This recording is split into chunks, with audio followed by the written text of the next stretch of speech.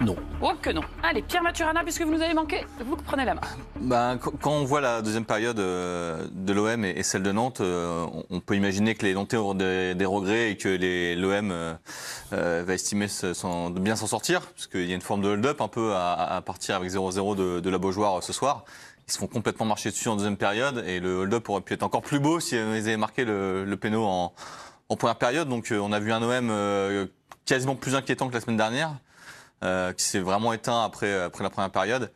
Et un OM qui a du mal à rivaliser avec une équipe de Nantes qui n'est pas non plus un foudre de guerre en ce moment. Donc il y a vraiment des motifs d'inquiétude côté marseillais et des petits motifs d'espoir côté nantais. Le week-end dernier, on rappelle qu'ils perdent 2-0 contre Reims. Là, vous les avez trouvés encore plus mauvais que contre Reims, vous êtes d'accord? Mauvais parce que Reims, c'est une bonne équipe. On l'avait vu l'année dernière. C'est une équipe qui a une méthode, c'est une équipe qui est structurée, c'est une équipe qui a un plan de jeu, c'est une équipe qui a marqué 2 buts comme elle les marque à l'entraînement. C'est-à-dire que voilà, ils savent ce qu'ils font et tout. En face, c'était Nantes qui pratique plus ou moins presque le même football que Marseille, sans idée vraiment directrice. Et puis, c'est à celui qui va un peu gagner ses duels. Il n'y a pas tellement de plan de jeu ou de circulation de balles. Bon, et Gourcuff vient juste d'arriver, on va lui donner aussi ce crédit-là, qu'on donnera aussi à Villas-Boas, soit dit en passant. Dans cet océan de misère, heureusement que Mandanda est bon. Heureusement que Mandanda est bon. Le capitaine leur a offert le point, finalement. Et déjà, il avait retardé l'échéance contre Reims. Bon, après, il se retrouve, les buts, il ne peut rien faire. Là, la fin de match, on s'est dit, mais c'est bon, ça va craquer. Il est allé sortir des parades dans tous les sens, puis en plus sur un temps rapproché. C'est-à-dire qu'en plus, physiquement, il est prêt. On n'en doutait pas, parce qu'on avait vu les dispositions dans lesquelles il était. Mais mentalement, physiquement, il est prêt. C'est le seul. Gilles, vous les rejoignez, ils ne méritaient pas le match nul ce soir, les Marseillais? Non, la semaine dernière, on les avait vus contre Reims. À l'heure de jeu, ils s'étaient éteints. Aujourd'hui, encore une fois, à l'heure de jeu, ils se réteignent. Alors, je ne sais pas quelle a été leur préparation. Je ne vais pas commencer à critiquer ni les uns ni les autres. Je vais plutôt être sur la valeur intrinsèque et individuelle de l'équipe de Marseille, qui est une équipe de deuxième moitié de bas de classement, puisque les joueurs qui, soi-disant, sont des cadres, sont inexistants, mis à part Mandanda. Heureusement qu'il était là. Visiblement, lui a passé une année très difficile l'année dernière. Il ne veut pas revivre deux fois la même. Cette année, est en train de remettre les choses droites. Mais c'est catastrophique, quoi. Ce qu'on voit, c'est...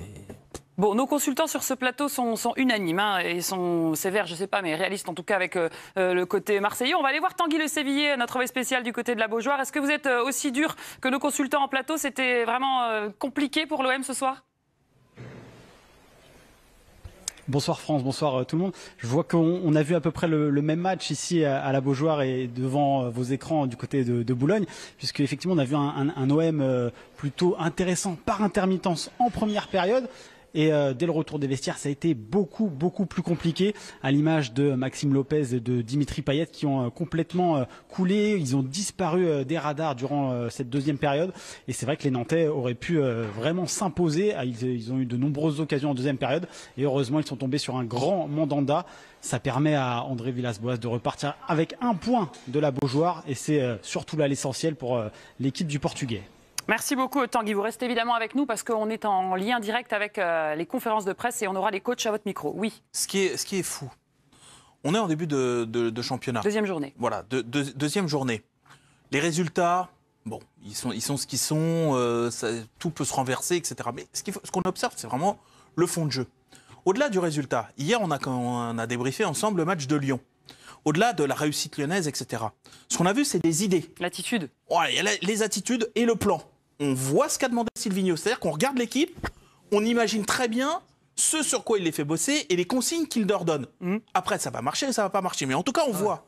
Là, pour l'instant, alors je sais pas, Villas-Boas certainement qu'il change, certainement qu'il d'ailleurs il a un peu modifié sa compo d'équipe, ce qui veut bien dire qu'il n'est pas là à bailler au corneille. Il cherche une solution. Il tâtonne. Mais pour l'instant, on voit pas de boussole. Il n'y a pas de boussole. On sait pas ce que cherche à faire cette équipe. On ne sait pas comment elle veut le faire. C'est terrifiant. C'est terrifiant pour une équipe comme Marseille c'est-à-dire que tu comprends doit pas jouer l'Europe. Tu comprends pas quel est le rôle de tel ou tel joueur au pressing. Est-ce qu'il y a un vrai pressing ou pas de cette équipe? Tu sais pas. Est-ce que les latéraux ont un rôle précis ou pas? Ou est-ce que c'est un peu au doigt mouillé, j'y vais pas, j'avance, je recule, je sais pas trop. Tu sais pas trop ce que doivent faire Strootman, Gustavo, Lopez ensemble ou pas. Enfin, tu comprends pas. Pour l'instant, tu comprends pas du tout. Et techniquement, il y a un gouffre. Gilles l'a abordé tout à l'heure. Il y a des joueurs cadres qui sont à des années-lumière du niveau technique auquel on est censé les attendre. Un mec comme Payet, il doit avoir plus de fulgurance dans un match comme ça que ce qu'on a vu ce soir. On a vu passer les stats du match. Je crois qu'il y a eu 2 tirs cadrés au total pour l'OM, ce qui est quand même assez faible. Tanguy Le Sévier voulait intervenir sur Radonjic, qui est rentré en fin de match, qu'on n'a pas beaucoup vu. Entrée catastrophe. Oui, c'est vrai, France, on vous l'avait dit en plateau, c'est que André Villas-Boas, il tâtonne depuis sa prise de fonction, à l'image un petit peu de ce que fait Nemanja Radonjic, qui a été vraiment transparent à son entrée en jeu. Il n'a vraiment pas existé dans les duels, il s'est fait littéralement manger, et franchement, l'apport du banc de touche a été plutôt très faible du côté de l'OM, et c'est un petit peu à l'image de cette équipe marseillaise en difficulté depuis le début du championnat. Et on revoit les stats du match. Merci Tanguy. Gilles, vous les rejoignez sur l'équipe qui doute, l'équipe qui est nerveuse, alors qu'on est à 2 journées de championnat dans les pattes, quoi. Ah non, moi je dirais pas que l'équipe doute. L'équipe est mauvaise. Ah d'accord. Quand vous êtes mauvais, vous ne pouvez pas douter. Il doute pas. Moi je suis... on va dire les choses. Je vois pas pourquoi je dirais qu'il doute. Je pense pas qu'il doute. On a affaire à la même équipe que l'année dernière, parce que c'est la même équipe, puisqu'il y a le renfort qui nous ont mis, c'est l'Argentin qui vient devant. Mais je pense qu'avec Mitroglou, il va y avoir combat. N'allez pas trop vite. On parlera de Benedetto tout à l'heure. Non, mais je crois qu'à Marseille, plus ils ont de tatouages, plus ils les achètent. Donc je pense que les mecs qui sont tatoués, ils peuvent y aller, ils vont les prendre. Non, ils prennent des joueurs de foot. Il n'y a pas Gustavo. C'est pas lui qui joue, c'est son frère, c'est son cousin, c'est quelque chose. Je l'ai vu, il marchait aujourd'hui. Ouais. C'est pas le joueur qu'on a connu il y a 2 ans, c'est pas vrai. Donc après, Lopez, il y a que les farfelus qui nous l'avaient annoncé à Barcelone. Le fait est qu'il ne peut pas trop s'exprimer dans cette équipe-là. Non, mais c'est d'une faiblesse. Et il y a abyssale. Voilà. On parlait là de Luis Gustavo, parce que quelque part là-dessus, il cristallise ça. Il y a eu certaines actions, on a vu des joueurs nantais lui passer devant, sans même qu'ils réagissent. Et en fait, je me suis fait la réflexion, l'ensemble de cette équipe, allez, à 1 ou 2 exceptions près, mettons Bounassar, peut-être 1 ou 2, mais je ne suis pas sûr. Mandanda. Non, mais Mandanda est gardien. Non, parce que je parlais sur le changement de rythme. C'est une équipe qui court au même rythme. C'est-à-dire qu'il ferait un footing, ce serait pareil. Là, ils sont entre footing et marche à pied. Là, là. Surtout quand on a vu le match des Lyonnais hier, qui était impliqué sur tous les ballons. Exactement. C'est-à-dire qu'il y a des courses à très haute intensité qu'on a vues chez les Lyonnais, qu'on ne voit chez aucun Marseillais. Ils sont tous à un rythme monocorde. Je ne sais pas si ça se dit, mais on va le dire quand même. Parfois, il y a eu des situations de contre. Impossible d'enclencher la seconde. Pas de mouvement. Pas de dédoublement. Celui qui porte la balle, il a l'impression qu'il a les yeux fluo au bout de 20 mètres. Et il n'y a aucune course tranchante où on lui donne une solution de passe évidente. Ah oui. C'est terrifiant. D'un point de vue physique, c'est terrifiant. Et là, on parle de match contre Nantes, contre Reims. La saison est loin d'être terminée. Est-ce qu'on doit vraiment s'attendre à une année pourrie, la preuve, Reims, c'est un groupe déjà depuis 3 ans qui a à 85% le même et qui a de l'homogénéité. Au bout de l'heure de jeu, quand ils sont éteints les lumières, ils sont passés devant facilement. Ils ont mis 2 buts, ils auraient pu en mettre 1 de plus. Ça a été logique. Bon, Nantes, c'est une équipe pareille qui est un peu fait de briques et de broc. Girotto, défenseur central, Lima devant. Bon, mais au bout je pense que si Nantes y avait un peu plus cru et un peu plus joué haut, ils seraient passés devant. S'ils avaient commencé à attaquer un peu avant. Voilà. C'est-à-dire que si début de la deuxième période, ils étaient partis tombeau battant, plutôt que d'attendre les 65e et 70e. Je comprends qu'ils attendent, ils jouent Marseille, ils se disent on joue un gros. Mais un gros, ça n'a plus que le nom. Le gros Marseille, ça n'a plus que le nom. À l'heure actuelle, il faut les jouer. Hein.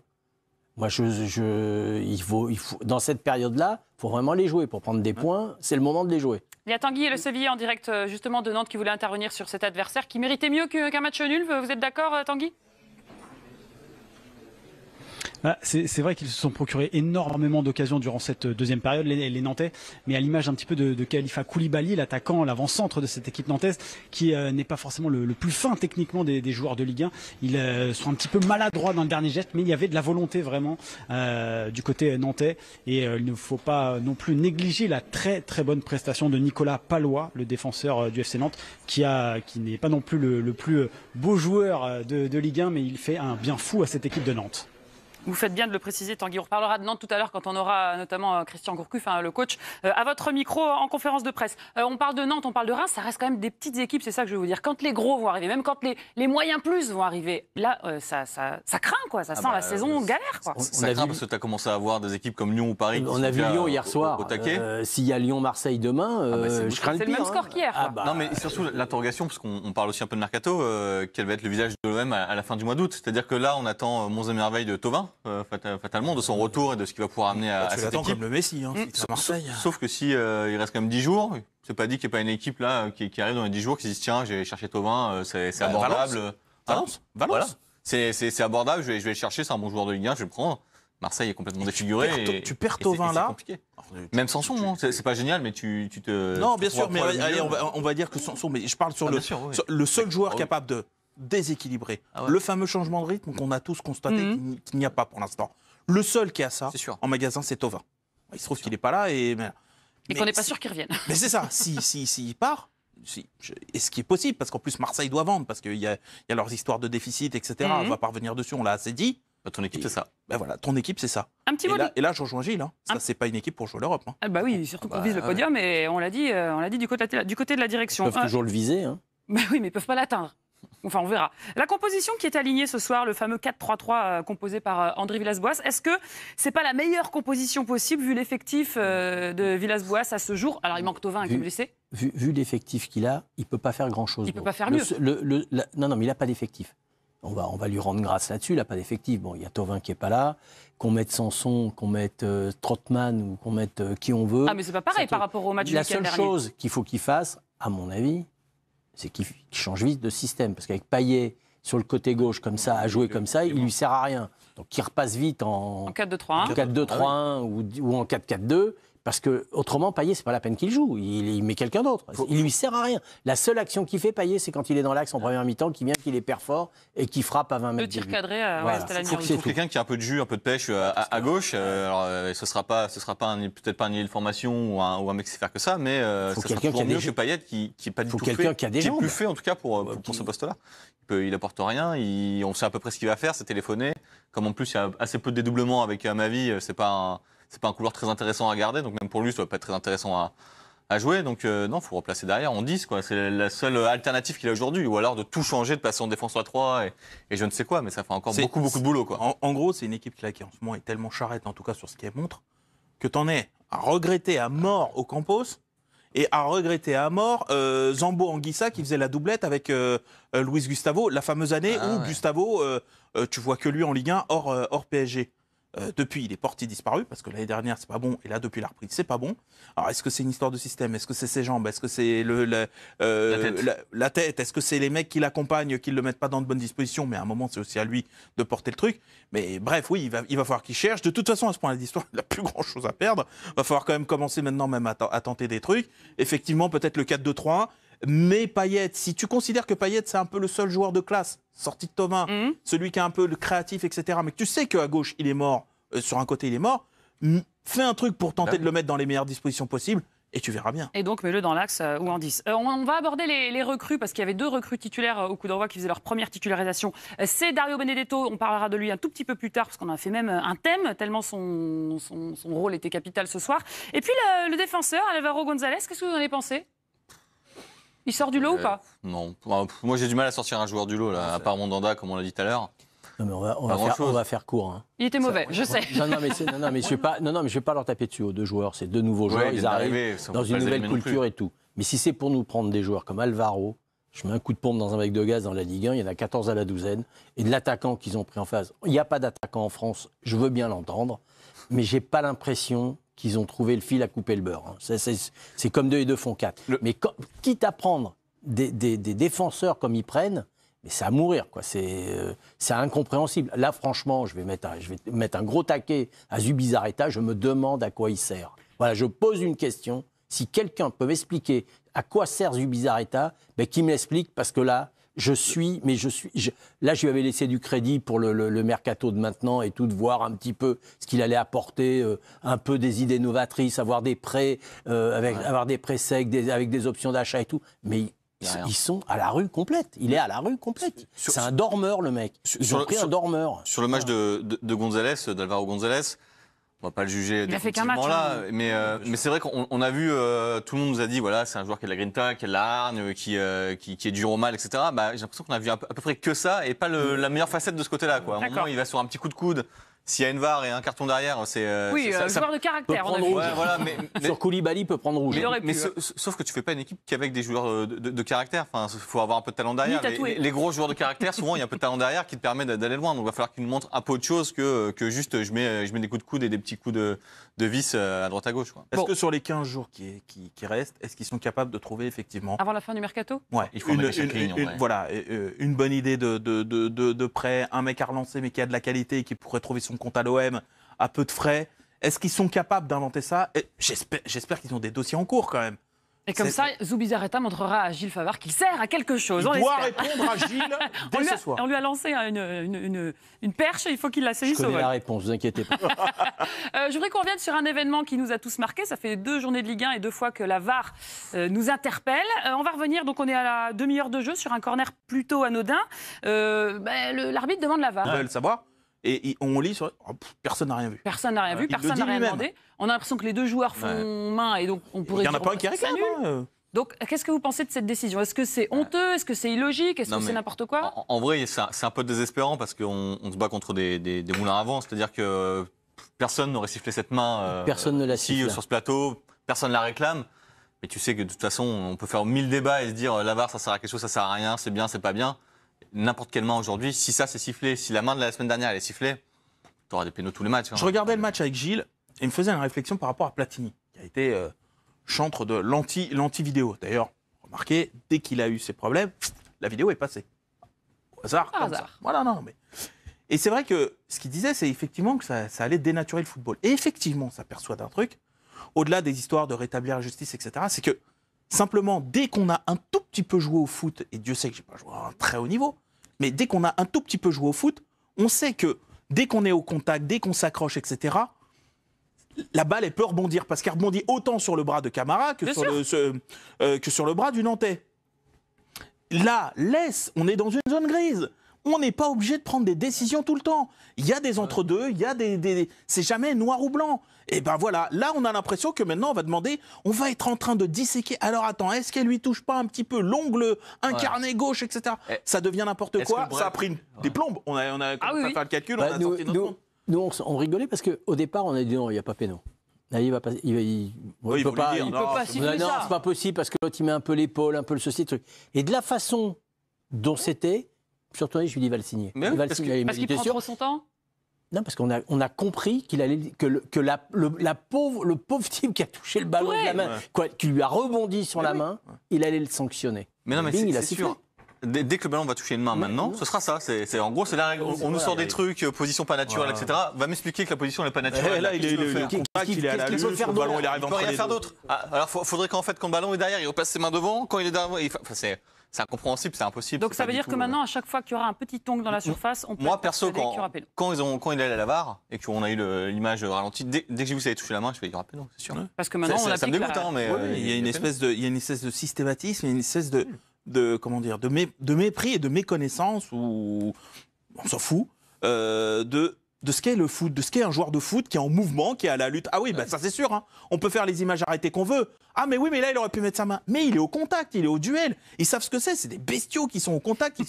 Mais c'est vrai, c'est exactement ça. Donc tu te retrouves dans des positions parfois improbables. Ouais. Alors, évidemment, le mec qui va mettre sa main au-dessus de la tête comme ça, oui, il n'a pas à le faire. Mais là, on n'est pas du tout dans ce cas-là. Et là, même là, ils se disent, attends, franchement, tu es un tout petit peu intelligent, tu laisses.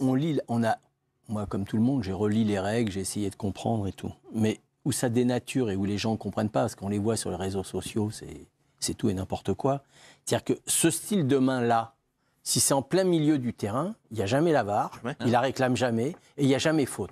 Donc il faut m'expliquer pourquoi, au milieu du terrain, dans une zone hors...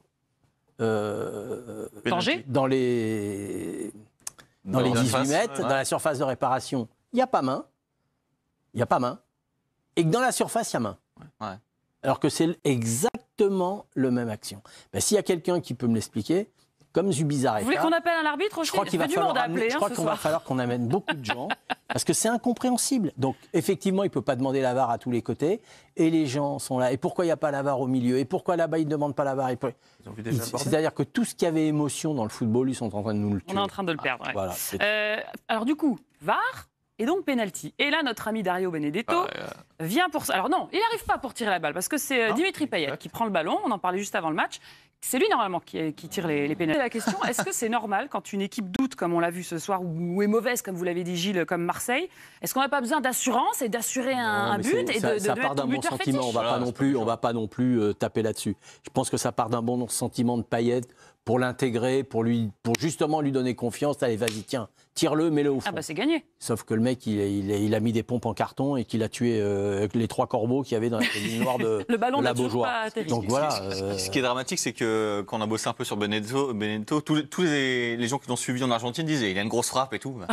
On a bien vu. Il a une grosse frappe. On a bien vu. Une grosse frappe. Il est dans la Loire, le ballon. Et au-delà de ça, ça arrive de rater un péno, ça arrive à tout. Ça arrive à tout le monde. Mais le problème, c'est que dans le match, il n'y a pas grand-chose. Dans le match de Benedetto, il n'y a vraiment pas grand-chose. Moi, je m'attendais, alors pareil, on va être indulgent parce qu'il y a la préparation qui est un peu écourtée, il est en plein dedans, il vient d'arriver, l'intégration et tout. Mais au moins, je sais pas, on attendait plus de volume de jeu, plus de combativité par moment. Il y a vraiment que sur 2-3 ballons qu'on a vu de justesse technique, donc on espère que ça va s'améliorer pour l'OM, mais c'est un match inquiétant. Vous allez me reparler de Benedetto dans le match. Juste sur le penalty, c'est normal pour vous que Payet l'ait donné à Benedetto? Non, je dis pas que c'est normal, parce que personne n'aurait dit à Payet, c'est anormal de le garder pour toi. Je dis juste que ça traduit plutôt un bon état d'esprit de Payet qui se dit... On va le mettre en confiance. On va le mettre en confiance. Cet attaquant, on va en avoir besoin. Il avait le droit de le mettre. Il avait le droit de le mettre, mais André Villas-Boas arrive en conférence de presse. Le coach marseillais, on peut l'écouter? Merci Gilles. S'il nous écoute, je l'écoute.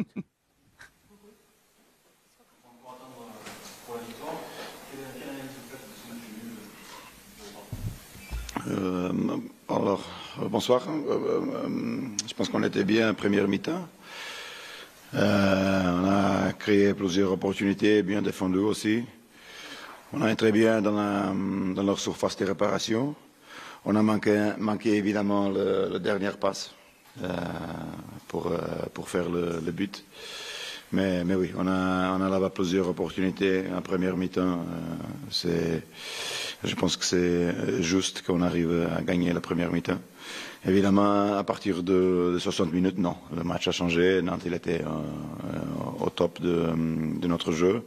Ils ont créé plusieurs opportunités. Là-bas, oui, Steve a sauvé un peu 7 points pour nous. Alors, je suis content évidemment pour l'effort des gars. Évidemment, on veut la victoire. On ne va pas venir ici pour prendre seulement un point. Mais dans la condition que ce match a fini, on a fait bien en prenant un point. Et le plus important, je pense, d'aujourd'hui, est qu'on a finalement fait une évolution de ce qui s'est passé dans le jeu contre Rennes. Hein? De nouveau, inquiet. C'est la question que m'ont fait la semaine dernière. J'ai dit que je suis inquiet à la première journée de championnat, je vais au Portugal. Si je suis inquiet à la deuxième journée de championnat, je vais au Portugal, la même chose. Non, évidemment, en première, on doit chercher la forme physique de Dario.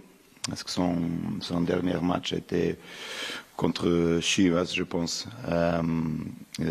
pour Boca, évidemment, sans compter avec la minute qu'il a joué avec le Drôme. Alors, il manque encore la forme physique. On a maintenant, je pense, 10 jours, qui n'est pas idéal. Je préfère évidemment jouer contre Nice le samedi. On a tous peut-être 7 temps d'attendre jusqu'à mercredi pour jouer contre Nice. Mais il va donner le temps à l'équipe pour s'entraîner, pour se préparer. Arriver, j'espère, à la victoire dans un match intense contre Nice. Mais non, inquiet non, on a fait une évolution à notre niveau de jeu. Ça c'est important pour moi, très bien sur l'aspect défensif aussi. Alors j'espère que finalement à Nice on est capable de démontrer qu'on est là pour la victoire. André, je pense que c'était à Dimitri Payet qui a tiré le penalty, il l'a laissé à Dario. Est-ce que vous pensez Oui. Est-ce que ça peut avoir des conséquences sur Dario, sur son état? Je ne sais pas. Oui, évidemment, ce n'est pas une idéale situation. J'ai dit au gars que c'est la première et la dernière fois que ça se passe. Je l'ai dit à l'intervalle. Parce que on est avec Dim pour faire les penalties. On a très bien entraîné les penalties dans toute la pré-saison. Évidemment, ça c'est dur que ça se passe. Évidemment, on a une intention positive dans ça. Mais quand je me tourne vers la banque et Ricardo me dit que Dario va attirer, je suis énervé. Ce sont ce type de choses qui peuvent passer. Et il y a une belle intention. Évidemment, si le joueur est un joueur qui n'a pas tiré de penalty, ça c'est inacceptable. Mais Dario, il était l'ombre des penalties à Boca Juniors et normalement il le prend très bien. Aujourd'hui, non. Et oui, on a raté cette chance. Alors c'est la première et la dernière fois. Comment vous jugez justement de sa première titularisation à Dario? Oui, bien, évidemment, on doit attendre un peu pour que l'aspect physique, la forme du joueur arrive. Un joueur qui a récupéré d'une blessure très importante, qui est une blessure au mollet, que ça c'est toujours la rupture musculaire qui prend de plus de temps à être bien. Alors, on a un peu joué en anticipation parce que normalement, il était seulement prêt pour jouer 7 matchs. Mais oui, on a donné 20 minutes à Vélodrome. Aujourd'hui, il a fait bien, je pense. Un peu de diagonale, un peu d'insertion. Manque encore évidemment cette fraîcheur physique pour arriver devant le but et finir la situation. Je pense que maintenant, avec le temps qu'on a pour travailler, ça peut arriver. Voilà, André Villas-Boas qui s'exprime au micro d'Eddie Houdin et de Tanguy Le Sévillier en direct de la Beaujoire.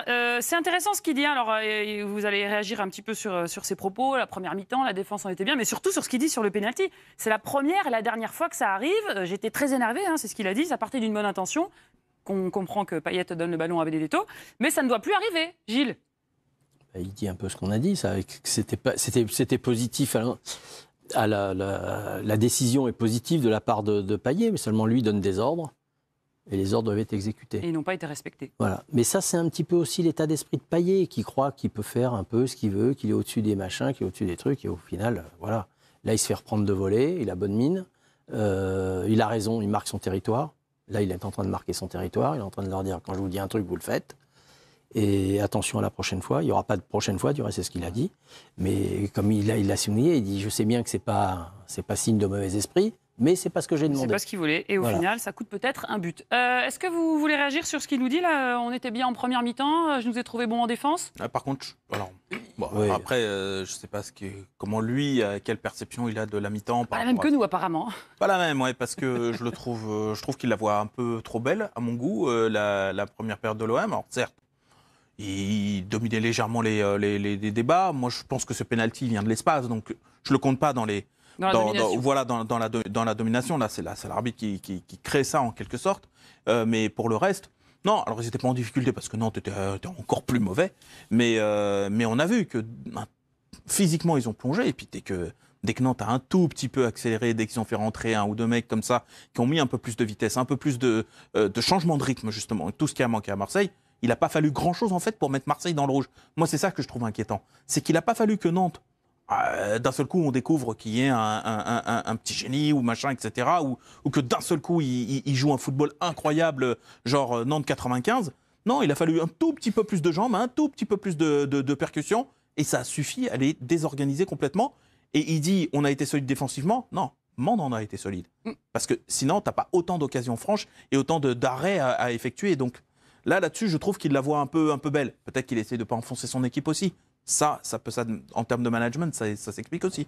On verra peut-être dans plusieurs semaines. C'est vrai que pour l'instant, il cherche des petits rayons de lumière dans des pièces très sombres. Donc il y a effectivement, en première période, il y a 2-3 dédoublements, il y a un ou deux centres un peu tendus qui peuvent donner un un but, une action chaude. Tu vois où on en est quand même. Voilà, non, mais c'est pas terrible, mais j'imagine qu'il se raccroche un peu aux branches quoi, pour essayer de donner un minimum d'espoir à son équipe. Oui, parce que s'il est dépressif là, non, mais il doit pas être bien. Il tue le reste de la saison. Il a vu d'autres équipes et il doit se dire, là je pars de très loin quand même. Ouais. Il doit bien voir ce qu'il a sous la main et ce qu'il peut perdre encore. Donc c'est délicat et on imagine qu'en marge de manœuvre en termes de recrutement, ça va être assez léger. Il doit prier tous ses dieux là pour pas que Thauvin y parte.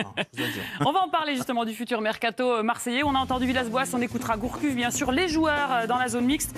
N'hésitez pas à nous dire pour qui vous voulez qu'on vote. On va noter, on va parler de Benedetto dans un instant. Dites-nous quels sont les autres joueurs marseillais ou nantais peut-être que vous voulez voir noter. Et puis on parlera du Real Madrid, vous verrez tous les buts en Angleterre. Le petit Punto Neymar, bien sûr. A tout de suite. On n'oublie pas celui-là. Après la pub.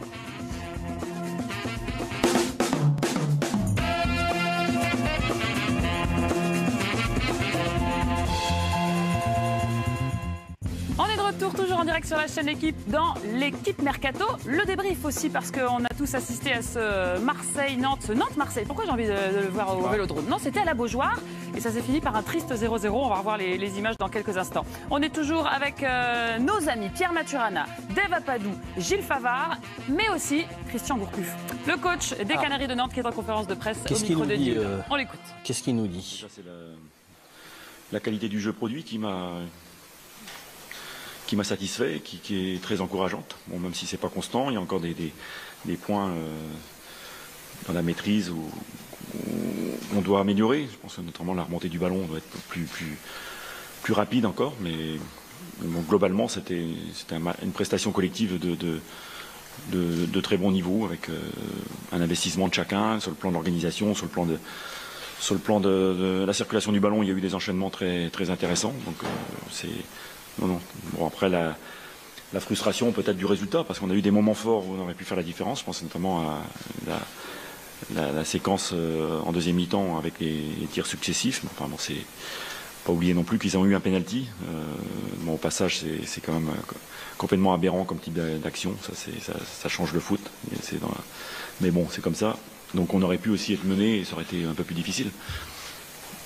Mais je veux retenir le positif, c'est très encourageant ce qu'on a vu cet après-midi. Ce que tu as vu aussi, c'est peut-être la réorganisation de la deuxième avec la fin. Non, pas forcément. Après, sur la fin de match, bon, c'est un jeu qui était plus débridé, qui n'était pas forcément. C'est vrai, on a davantage pesé sur l'OM, mais bon, c'était pas forcément dans la construction, c'était pas peut-être la période la plus limpide, mais voilà, on sait que c'est une option. Hein, il y en aura d'autres encore, avec des retours aussi de joueurs, avec j'espère Moses qui peut nous apporter de la percussion. Donc voilà, c'est justement la possibilité d'avoir des choix différents sur certains postes. Ça peut être ça sera un atout. Votre groupe a répondu à ce que vous vouliez mettre en place, c'est ça qui vous satisfait le plus? Déjà, vous voyez les briques de ce que vous voulez mettre en place? Moi, personnellement, je suis satisfait. Bon, après, j'espère que le public a aussi je crois aussi qu'il a répondu. Et donc, on voit qu'il y avait un élan. Et après, il ne faut pas s'arrêter là, mais évidemment, parce que il y a encore, je dis, on doit avoir davantage de maîtrise, mais en face c'était l'OM quand même. Donc bon, je pense que sur le plan du jeu, on n'a pas maîtrisé l'ensemble de la partie, mais enfin globalement on a eu l'initiative pendant la grande majeure partie du match. Ouais. Oui, justement, parce qu'on avait la maîtrise. Enfin, la maîtrise, oui, le contrôle du ballon, en tout cas dans le. Après, ce qui nous a. C'est notre sortie de balle qui est quelquefois un peu difficile. Donc on a des temps de jeu qui sont peut-être pas encore tout à fait clairs, c'est-à-dire une remontée un peu lente et après un peu de précipitation quand on est dans une deuxième phase. Donc il faut qu'on inverse les choses, qu'on accélère la sortie de balle et après qu'on soit patient dans la construction de nos attaques. Mais bon, ça se fera au fil du temps. Voilà, donc Christian Gourcuff, qui on le rappelle, est arrivé à la rescousse du FC Nantes quelques jours seulement après le départ de coach Vahid Halilhodžić, désormais sélectionneur du Maroc, pour la petite info. Vous avez entendu ce qu'il dit, et la frustration du score, on a quand même eu la maîtrise, l'initiative, vous êtes d'accord avec ça? Il y a de quoi avoir des regrets côté nantais? Ouais, après, ils se sont réveillés un peu tard, on l'a dit, mais il y a des bonnes choses. Il ne faut pas être frustré non plus. Marseille aurait pu repartir avec 3 points de la Beaujoire avec ce péno, donc quelque part, c'est bien aussi de prendre ce point-là. Mais il y a des bonnes bases de travail. J'imagine que Nantes n'avait pas spécialement coché de prendre les 3 points dès le début de saison contre Marseille, donc quelque part, il faut s'en satisfaire. Et s'il est bonifié par une victoire la semaine prochaine, bah voilà, ça aura fait un début de mois d'août pas si mauvais. Donc il y a des bonnes choses. Et puis c'est toujours intéressant d'entendre parler de Gourcuff de foot. C'est vrai il a noté des imprécisions techniques, des maladresses notamment sur la précipitation, etc. Mais on sent qu'il a ciblé quelques axes de travail à travailler, à améliorer, donc à voir ce que ça peut donner. Mais encore une fois, il n'a pas un effectif extraordinaire sous la main, donc il va falloir faire des miracles. Non, mais je pense que la frustration, et ça doit donner peut-être des idées aux futurs adversaires de Marseille, à commencer par Nice, c'est qu'il faut peut-être là, en ce moment-là, au moins pour les prochaines semaines, à moins qu'après, derrière, il y ait coup de baguette magique, une recrue qu'on ne voit pas venir. Ça peut arriver. Mais en l'état, ce Marseille ne ressemble pas du tout à un candidat à l'Europe. Et qu'en fait, effectivement, eux, dans leur calendrier, quand ils abordent le match, c'est bon, on va plutôt se rester en place et tout, puis on verra au fur et à mesure du match. En vrai, cette équipe de Marseille, en ce moment, si tu la prends pour ce qu'elle est, c'est-à-dire une équipe moyenne, très moyenne, voire vraiment en dessous, tu peux te donner plus d'occasions encore de le gagner, ce match. Je pense que son regret, c'est de se dire, mince, on avait peut-être un coup à jouer. Si j'avais su qu'ils étaient plombés à ce point-là, peut-être qu'il y avait moyen, peut-être en s'y prenant un peu plus tôt, comme le dit Pierre, de les bousculer encore un peu plus et donc de créer un peu plus de chance. Parce que Mandanda, ok, il fait sa partie. Il y a un moment où ça aurait fini par céder. Bon, les prochains adversaires, c'est Nice. J'espère que vous avez bien noté les 2 premiers matchs marseillais. Si on compare les 2 premiers matchs nantais, cette fois, il y a quand même beaucoup de progrès par rapport à la défaite de 1 face à Lille. Gourcuff qui arrive en catastrophe, il s'en sort pas mal quand même. Du progrès vis-à-vis de quoi? Des joueurs nantais? Du jeu nantais? C'est le même. Le jeu, pourquoi il a changé là? Depuis que Gourcuff est arrivé, le jeu il est transformé. Je vous pose la question. Vous ne trouvez pas qu'il y ait du mieux? Je joue toujours la même chose avec les mêmes joueurs, de la même façon. Donc on connaît les principes de jeu de Gourcuff. C'est d'avoir une transition beaucoup plus rapide que ce qu'ils ont. Mais pour avoir une transition beaucoup plus rapide, il faut avoir des joueurs qui techniquement sont meilleurs que ce qu'il a. Donc, parce que moi je vois bien, tout le monde me parle de Palois. Mais Palois, quand il va falloir qu'il fasse des 4-4 très très vite, je rigole moi. Parce qu'il joue le cul dans ses 18, Palois. Donc il va falloir remettre les choses dans le contexte. J'aime bien Gilles. Voilà. Bah oui, parce que on y va. Ça me fait sourire. Palois, il est bien gentil. C'est naturellement que c'est un joueur de Ligue 1, mais il est toujours à l'arrache.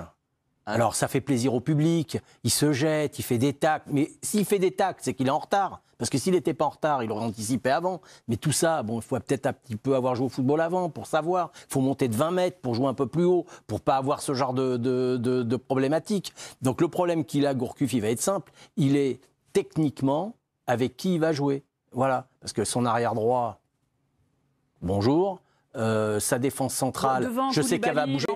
Le seul avantage qu'il a par rapport à l'OM, c'est que je crois savoir qu'il va avoir 3-4 joueurs meilleurs que ce qu'il a qui vont arriver. Donc lui, ça va lui faire du bien. En recrue ou en blessé? Recrue, tout à fait. En recrue. Donc lui, ça va lui arriver. C'est le meilleur qui puisse lui arriver. Mais après, c'est la même équipe à peu près que l'année dernière. C'est les mêmes joueurs. Voilà, les faiblesses des uns, on les connaît. Les avantages des autres. On a découvert un jeune garçon qui n'est pas si jeune que ça, qui a 25 ans, qui est connu des initiés, qui s'appelle Kader Bamba.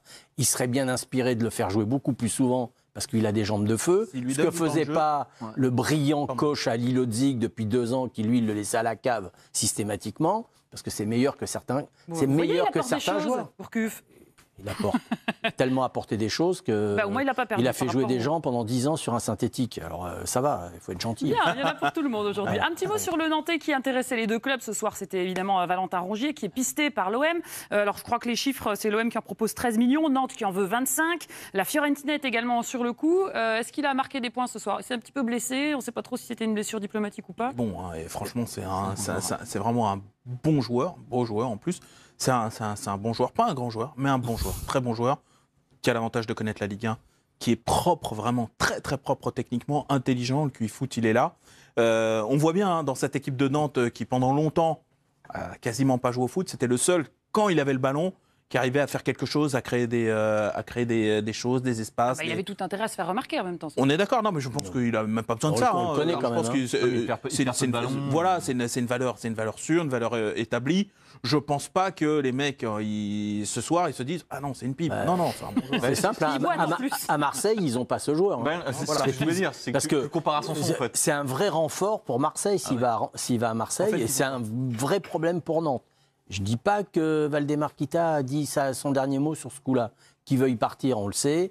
Valdemar-Kita en veut un prix, 25 millions d'euros. Mais Valdemar-Kita est capable aussi de faire un gros effort pour pouvoir le garder. Et je pense que ça serait bien inspiré, si c'est pour aller à Marseille, qu'il reste à Nantes. Hein. Ça dézingue à tout va. Ok, très bien. Je vous le dis tout de suite. Hein. Oui, mais c'est un joueur, c'est un très bon joueur de notre Ligue 1 française qui peut jouer dans pratiquement tous les clubs de haut de tableau. Tant qu'il reste en Ligue 1, on est content. On va parler d'un joueur argentin, d'un joueur marseillais qui faisait son premier match dans la peau de l'attaquant de pointe, c'est Dario Benedetto. Voici la question. Première titularisation de Benedetto. Est-ce qu'il vous a convaincu, messieurs? On va mettre de côté le pénalty, ou alors on ne le met pas de côté si vous voulez le mettre avec. Non, pas tout de suite. D'abord, vous me dites si vous a convaincu ou non. On notera après. Et pourquoi on a dit en conclusion. Mais vous voulez le noter tout de suite, mais attendez un peu, on peut parler d'abord. Peut-être qu'ils vont vous faire baisser la note ou augmenter la note. Pierre Maturana, convaincu ou pas par Benedetto? Non. Pas convaincu. Dans votre question, vous avez la réponse. Pas convaincu, donc. Et pas convaincu. Bon, alors écoutez, le début de match est quand même sympa. Il fait des appels, il se fait remarquer. Les 2 premières minutes. J'essaie de faire l'avocat du diable. Il chante bien dans le vestiaire aussi. Ouais, c'est pratique. Mais non, mais t'attends. Moi, j'entends que techniquement, ils ne sont pas encore en place et que physiquement, ça pêche encore un peu. Mais manque de temps de jeu, disait Villas-Boas. Non, mais sans doute. Et j'imagine que Villas-Boas aurait peut-être préféré attendre un peu avant de le lancer sur des matchs pleins. Il fait aussi ça peut-être par défaut, donc on ne va pas l'accabler. Mais c'est vrai qu'on n'a pas vu un joueur qui aurait pu apporter quelque chose à cette attaque marseillaise. C'est-à-dire que ce qu'on a dit la semaine dernière pour Germain, qui était trop esselé devant, on peut le redire pour Benedetto aujourd'hui. Exactement. Il n'a pas eu beaucoup de ballons à se mettre sous la dent. Quand il y en a eu, il était un peu court. Et en plus, il n'a pas proposé non plus grand-chose en termes de création, en redescendant par exemple pour demander le ballon ou ce genre de choses. Donc il n'a pas été très inspiré, dans un match pas très inspirant non plus, avec des coéquipiers pas forcément au top non plus. Donc voilà, mais il fait pas le match qu'on attendait. Compte tenu, il n'y a pas de volume, il n'y a rien. Après, on va pas inventer des vies. Compte tenu de sa valeur, c'est-à-dire qu'il est quand même pas un joueur monstrueux, sinon il n'est pas à Marseille. Il était il y a 2 ans. Faut se dire la chose, voilà, mais il s'est blessé, etc. Enfin, monstrueux, il n'était pas monstrueux il y a 2 ans. Il avait des belles stats. Oui, des belles stats dans un championnat qui est stylé, voilà, exactement.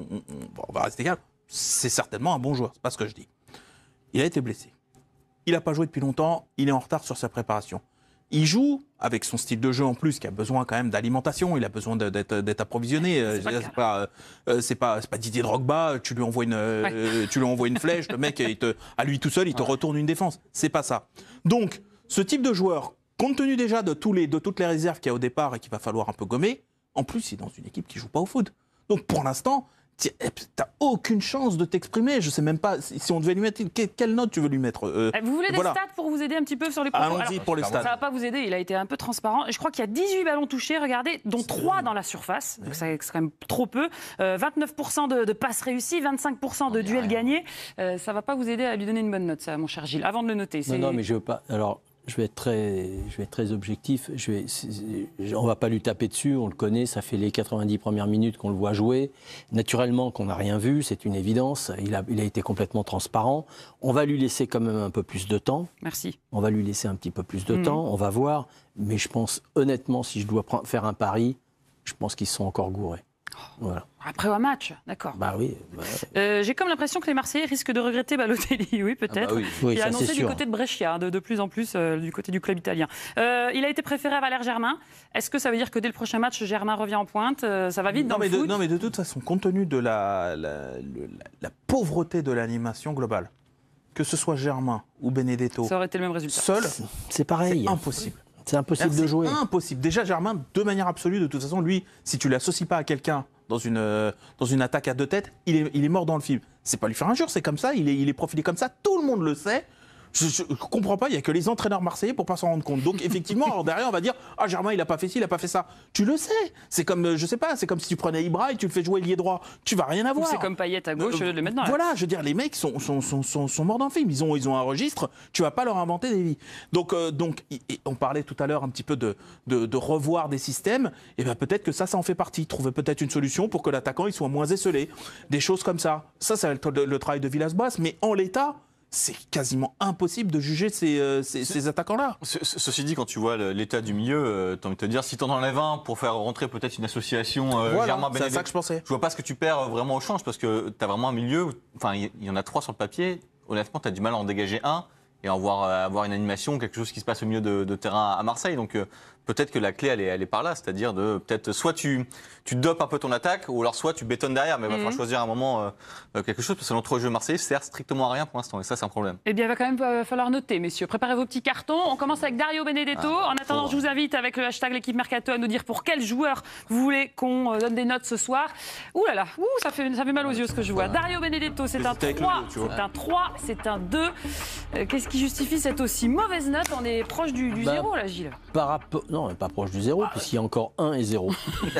Donc, 2, parce que j'aurais mis 3, autrement il rate un péno, donc c'est un point de moins. Et voilà, c'est tout. Quand il rentre dans les vestiaires, honnêtement, il leur plombe le match, quoi. Parce que juste après le péno, il y a son tendu où il est hyper court aussi. Bon, voilà, c'est pas un match pour lui. C'est pas un match pour lui. Voilà, c'est tout. Je vais pas lui mettre 5 non plus. Qu'est-ce que je peux lui mettre? Je sais pas. Ils lui ont mis 3, moi je lui ai mis 2 à cause de ce pénalty raté. Je lui aurais mis 3, autrement il n'y a pas le pénalty raté, je lui mets 3. C'est comme un gardien, parfois tu as un arrêt à faire, tu le fais pas, là tu as un péno à rentrer, tu ne rentres pas, ça change. On voit que ça. Quelque chose à rajouter? Non, on a tout dit. L'avocat, très bien. Bien dit en plus. Hein. Très mauvaise note. On va noter d'autres joueurs. Juste avant, je voudrais qu'on fasse un petit point mercato parce qu'il fait quand même partie des recrues de cet effectif avec Alvaro González dont on a parlé tout à l'heure. C'est une émission de mercato, donc je vous donne les petites pistes dont on parle en ce moment. Quid de Juan Miranda, le jeune latéral gauche de 19 ans. Il joue dans la réserve du Barça. Alors selon la Provence, seul un prêt est envisageable. Il n'y a pas d'option d'achat, mais quand même, on se rapproche d'un accord entre les deux clubs. C'est mieux que rien, un prêt. Donc un jeune de 19 ans qui joue dans l'équipe B de Barcelone va remporter le grand OM qui, eux, joue le podium en Ligue 1 française. Il pourrait remplacer Jordan Amavi. C'est exactement ça. Donc il est meilleur que Amavi. Je ne sais pas, on l'a pas vu jouer. Mais... ceci dit, en ce moment, il y a pas mal de gens qui sont sans doute meilleurs qu'Amavi. Mais non, mais c'est bon. C'est comme ça. Mais c'est vrai que c'est 19 ans, c'est prometteur, c'est jeune. Voilà, non, mais si c'est dans un projet de long terme, que tu as vu quelque chose chez ce Miranda, et pourquoi pas, mais si t'attends de lui qui te dynamite ton côté gauche, ça va être compliqué. Là, c'est une solution court-termiste parce que ce sera un prêt. Si Barcelone pensait qu'il avait d'énormes qualités, ça sera doublure de la il l'aurait prêté, soit il ne le laisserait pas partir, soit il l'aurait prêté dans le championnat espagnol pour l'avoir sous les yeux pendant tout le championnat. C'est juste des trucs qu'il faut comprendre et analyser. D'accord. D'accord, vous n'êtes pas un peu plus optimiste que Non, mais ça se demandait surtout si c'est pour faire ça, est-ce qu'ils n'ont pas des solutions en interne parce qu'il y a des jeunes, on me dit que... Il n'y a pas un jeune de 19 ans qui peut... il commence à sortir des jeunes, les Marseillais, ce que je veux bien entendre d'ailleurs, on l'a vu avec Lopez, Camaras, voilà. Chabrol. Chabrol, j'ai vu l'autre jour, Chabrol, ça n'a pas l'air mal. En pré-saison, ou l'autre, comment il s'appelle? Ouais, non mais un ailier droit que j'ai vu aussi, ils ont l'air de sortir des jeunes. Si tu dois faire grandir quelqu'un pour concurrencer un peu plus Amavi et donner du temps de jeu, puis en interne, ils ne seront pas forcément moins bons qu'ailleurs. Donc voilà, mais en fait, il y a un truc qui me sidère dans ce... Parce qu'ils comptent plus sur leurs jeunes, comme nous dit Nanty, c'est ça qui vous étonne? Je ne sais pas. Ils n'ont jamais compté sur leurs jeunes. Ce que je sais juste, ce que je constate, donc il y a 2 journées de championnat qui sont passées avec les résultats qu'on connaît. Oui. Leur avant-centre, il n'est pas prêt. Leur système de jeu, il n'est pas prêt. Il ne marche pas. Et physiquement, ils ne sont pas prêts. Voilà, physiquement, ils ne sont pas prêts. Et il y a des postes non pourvus, comme le poste de latéral gauche, qui a été identifié depuis maintenant plusieurs mois, puisqu'Amavi est en difficulté depuis longtemps.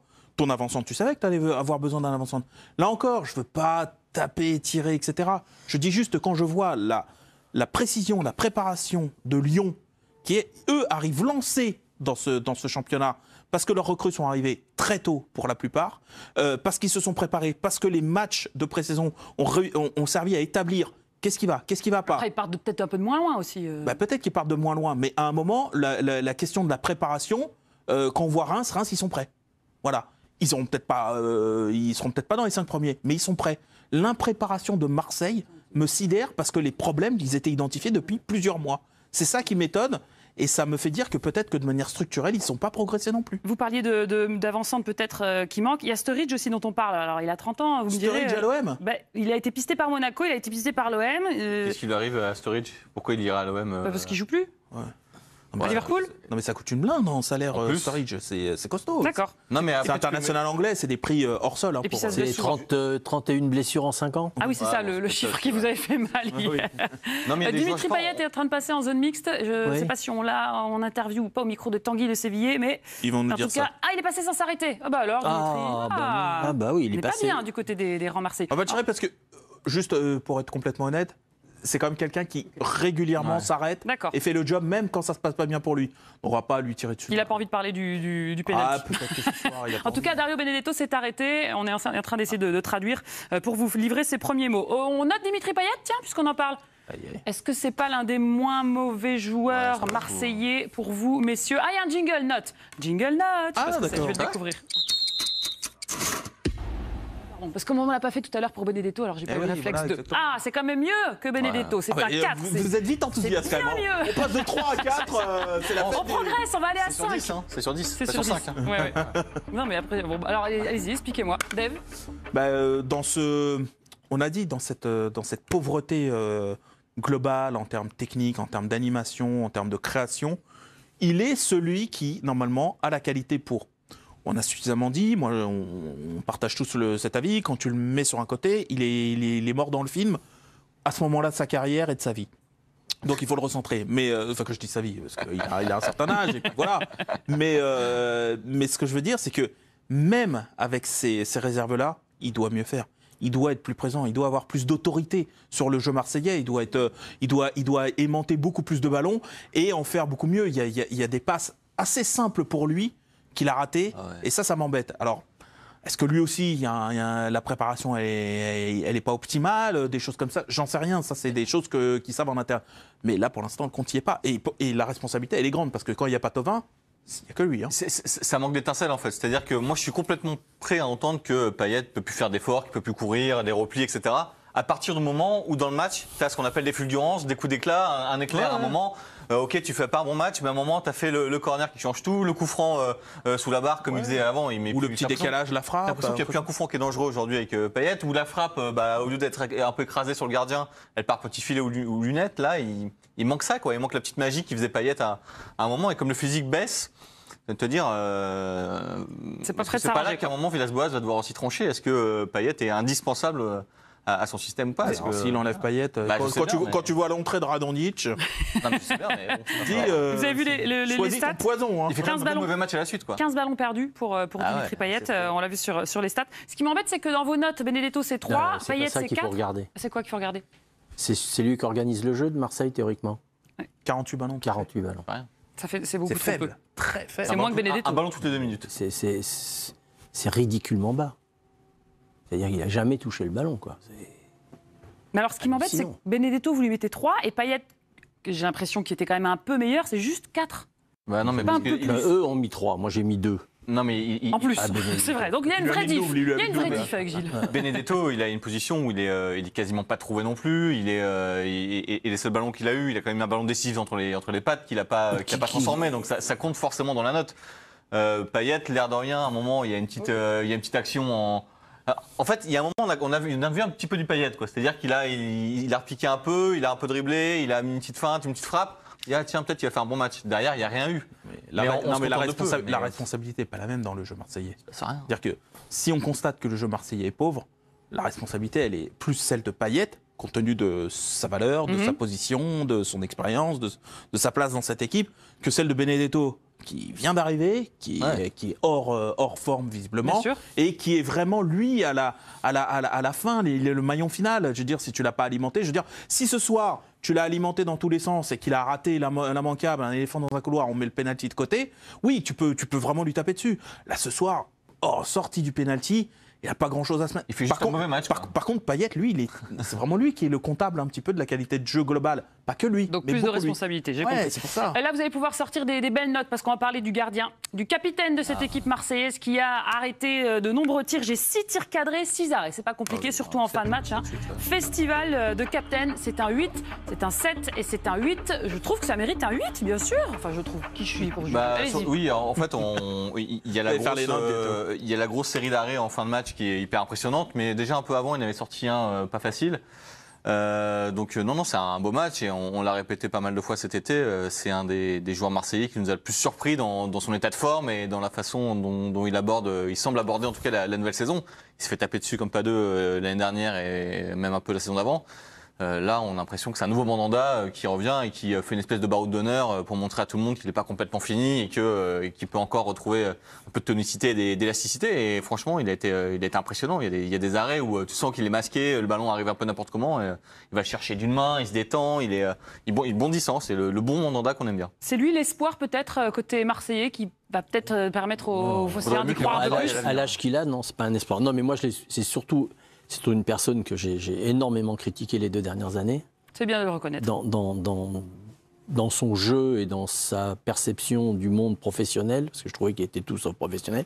Là, visiblement, il a fait des efforts colossaux, il a maigri 10 kilos, il est franchement en forme internationale. Depuis le début de saison, on a retrouvé un grand gardien.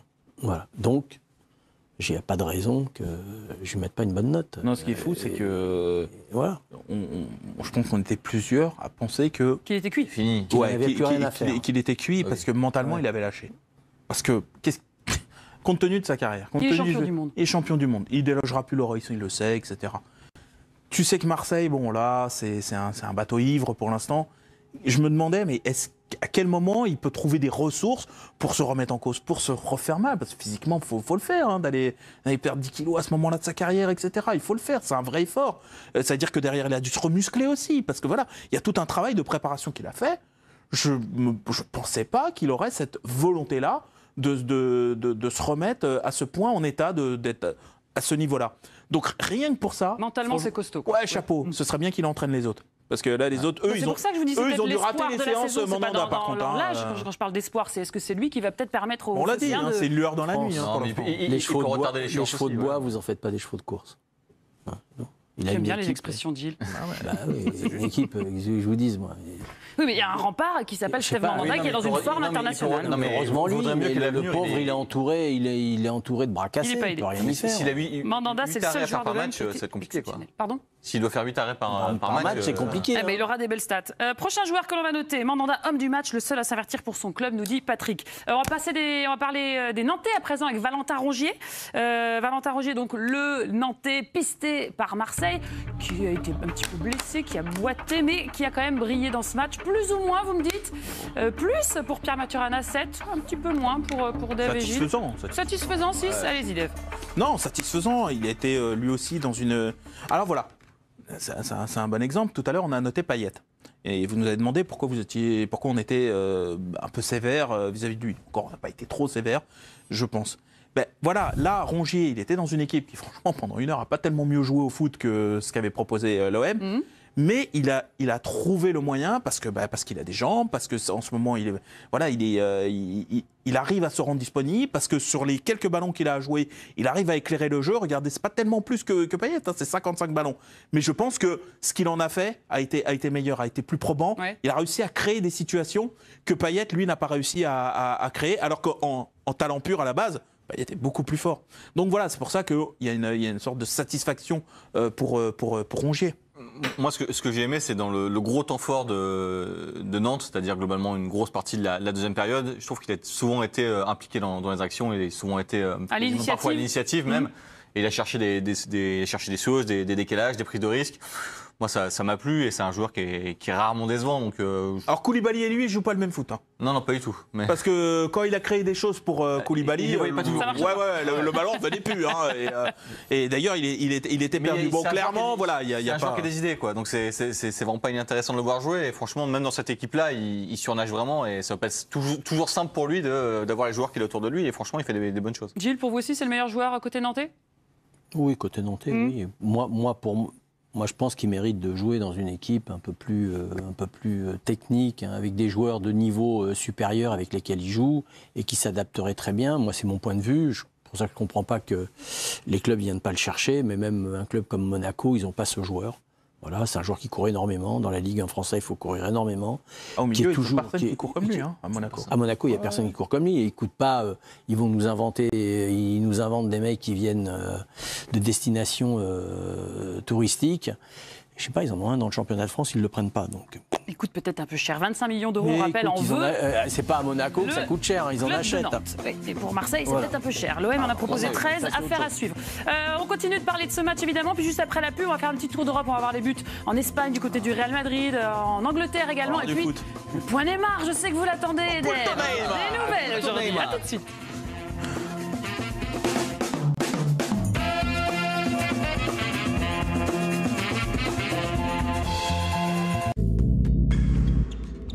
L'équipe, première chaîne de sport en France. Arctic Race of Norway, demain 15h35 sur la chaîne Équipe.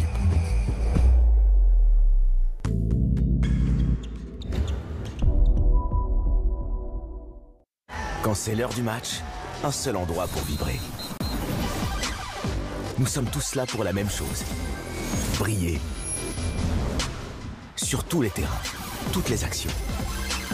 Où que nous soyons, nous savons gérer la pression. Relax. Pour faire de chaque seconde une occasion de gagner. Nous sommes déjà 9 millions et nous parions sur BetClick. Nos bets, nos games. Télécharge maintenant. Les conseillers Safety voient l'immobilier en plus grand.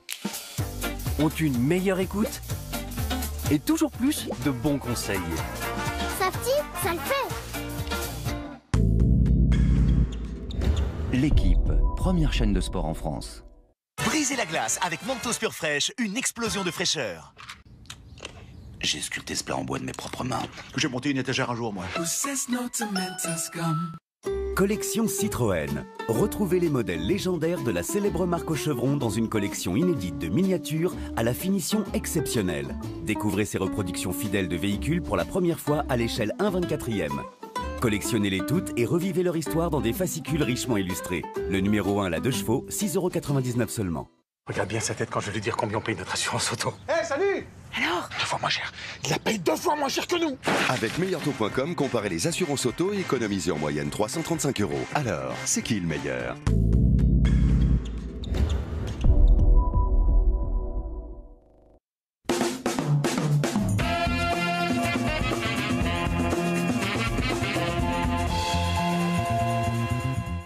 L'équipe Mercato, suite et fin. On a encore plein de choses à voir. On a beaucoup débriefé ce match Nantes-Marseille, match nul 0-0. On va revoir les buts dans un instant. Mais on a aussi du Mercato à voir avec vous, messieurs. J'espère que vous avez bossé vos infos. Pierre Maturana, premier sur le coup? Ouais. Ok.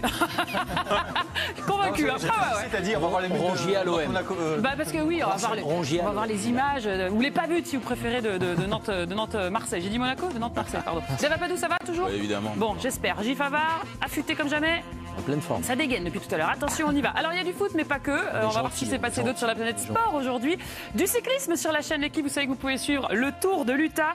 Aujourd'hui, c'était une 4e étape qui a fait la part belle aux sprinteurs. 86 km de course, c'était à Salt Lake. La vitesse, l'escalade. Alors, si vous voulez suivre, parce que je sens que ça vous intéresse, la suite, ce sera mardi 11h50, la finale femme sur l'épreuve combinée cette fois. C'est très télégénique. On revient au football. Vous voulez voir les buts ou les pas buts de Nantes-Marseille? On va revoir les pas buts. Les pas buts. Les faillis buts. 31e minute.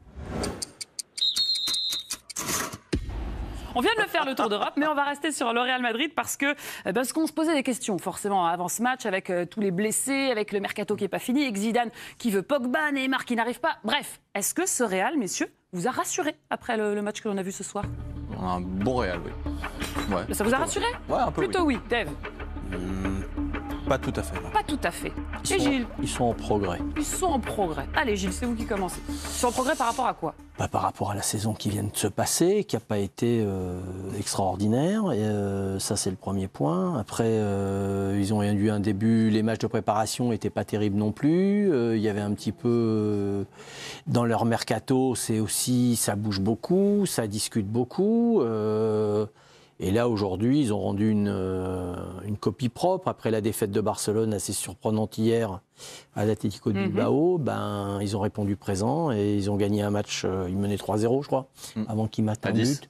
À 10 en plus. C'est vrai. Non, ils ont été performants. On rappelle, avant de vous passer la parole, on rappelle la liste des blessés. Un très bon Benzema. Avec un très bon Benzema qui, lui, n'est pas blessé parce que tous les autres le sont presque. Eden Hazard, il y en a pour un petit mois, quelques semaines.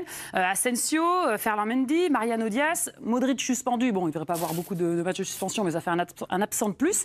Finalement, il s'en sort bien avec tous ces absents. Moi, j'ai vu 3 belles recrues. J'ai vu Marcelo, Kroos et Bale. Ils sont bien, vos recrues. Ils n'ont pas coûté cher. Non, mais honnêtement, ils ont fait un bon match, bien mieux que ce qu'ils faisaient ces derniers mois.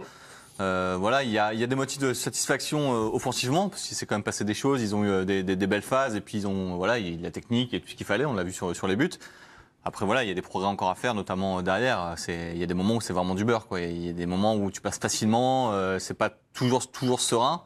Il y a des progrès à faire là-dedans, mais honnêtement, par rapport à ce qu'on avait vu en fin de saison dernière, ce qu'on avait commencé à voir en préparation et ce qu'on a vu là, il y a déjà un petit fossé. Et en plus, il y a des blessés.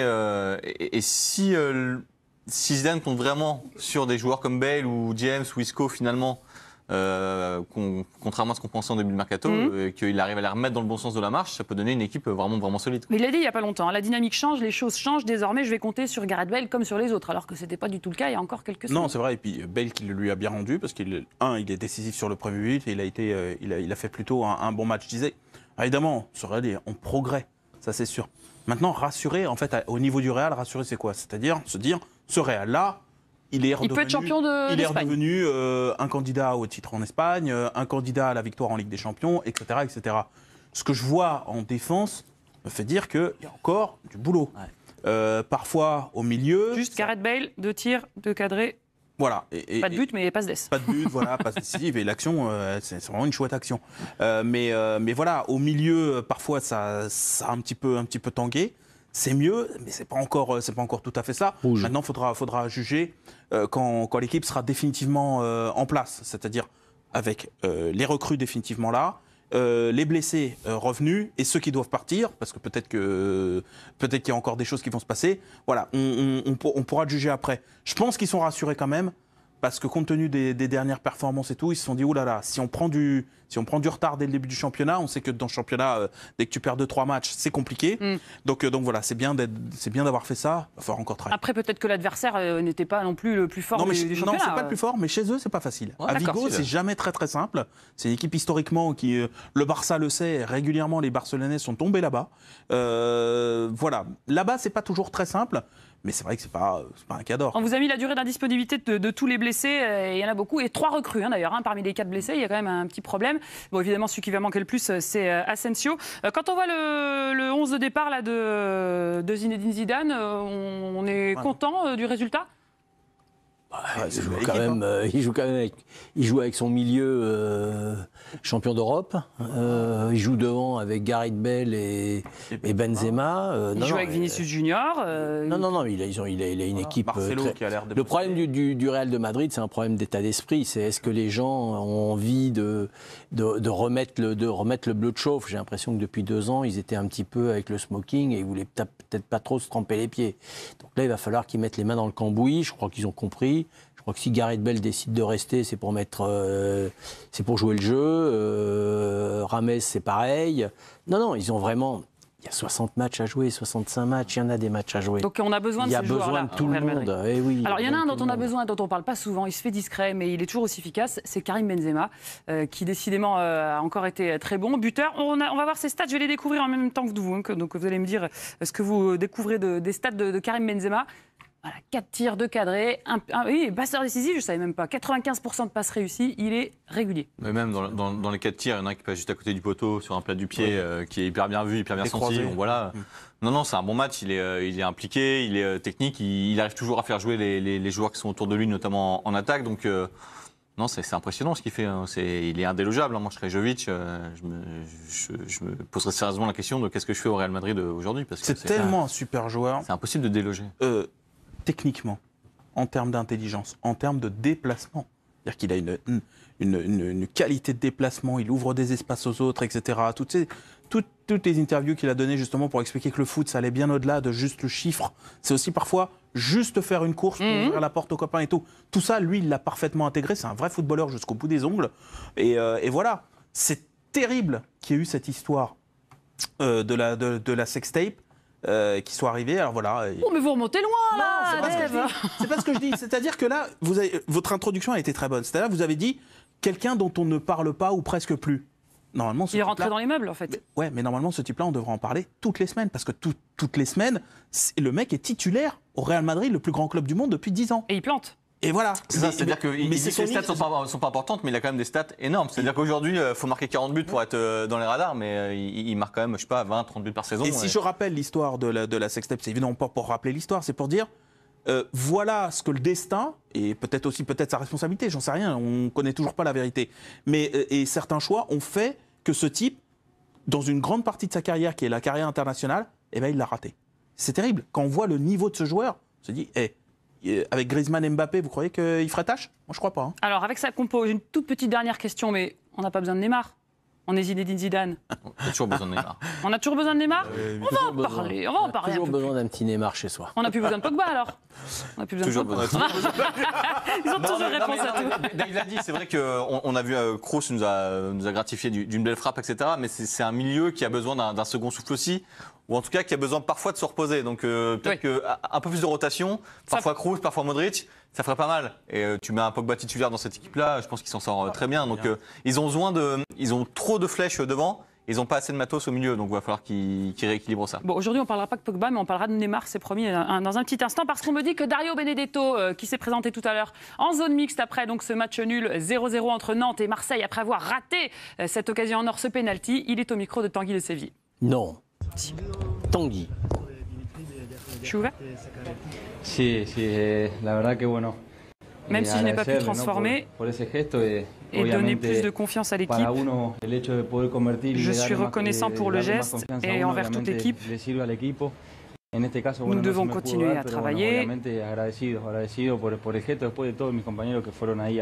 A darme aliento y bueno, no queda más que seguir trabajando. Les différences entre le foot argentin et le foot français, on lui demande. Es mucho más rápido, los defensores son mucho más, c'est beaucoup plus rapide. Grande, un fútbol bastante fuerte. Les défenseurs sont plus grands, plus forts. Y bueno, como te dije, c'est un foot plus intense avec plus d'espace. Avec peu d'espace, pardon. Llevo 3 semanas en el club. J'essaie de m'habituer le plus vite possible. Ça fait 3 semaines que je suis dans le club. Je dois encore me mettre à niveau et travailler. Voilà, il reparlait, j'ai été reconnaissant du geste du joueur de Dimitri Payet qui lui a donné le ballon pour tirer le penalty, alors que c'était pas prévu et que André Villas-Boas a dit c'est la dernière fois. Quelque chose à rajouter? Non, c'est très bien. Allez, on clôt le débat. Il y a des signatures aujourd'hui quand même, messieurs. Et oui, c'est l'équipe Mercato. C'est signé. C'est signé. Il n'y en a pas des masses non plus, hein, mais il y en a quand même une ou deux par-ci par-là. Dzeko Rampil à la Roma, c'est signé. Il était annoncé à la Juve, il était annoncé à l'Inter. Edin Dzeko, l'attaquant bosnien de 33 ans, prolonge finalement à l'AS Rome.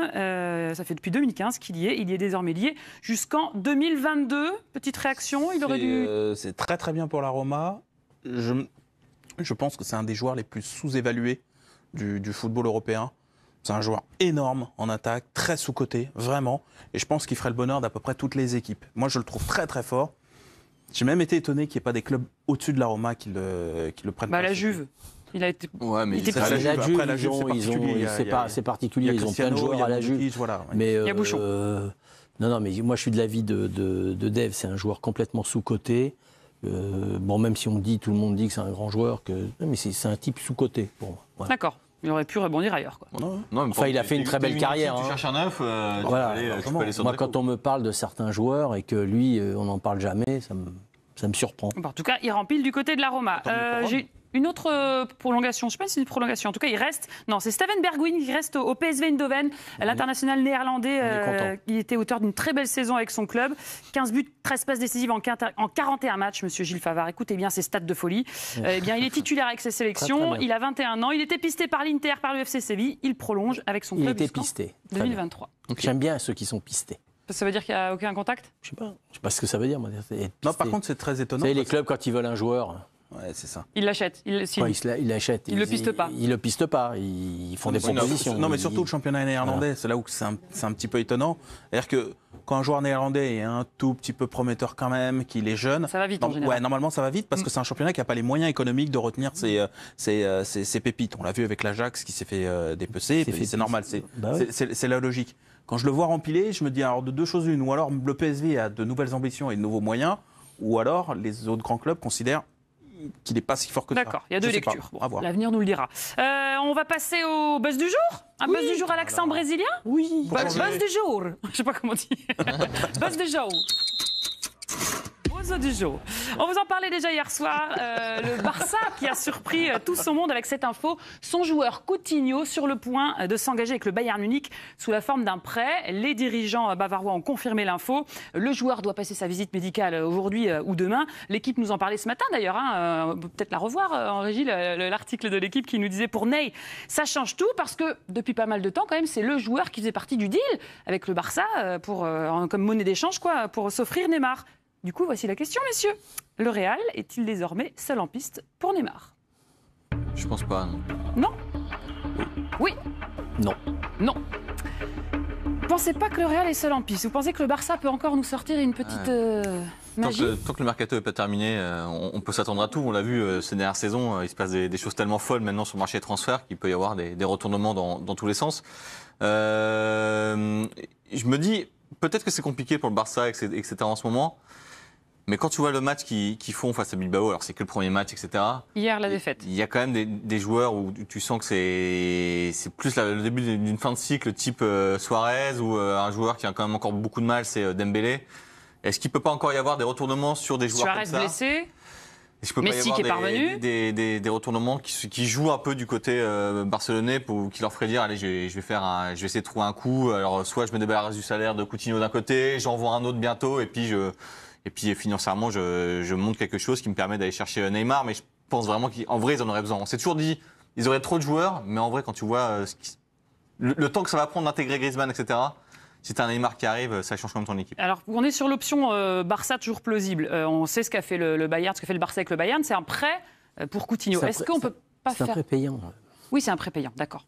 Est-ce que c'est pas l'option envisageable pour Neymar? Non, mais France, Barça n'a pas d'argent et PSG en veut. Non, mais d'accord, ça, on sait qu'ils n'ont pas d'argent. Mais on sait...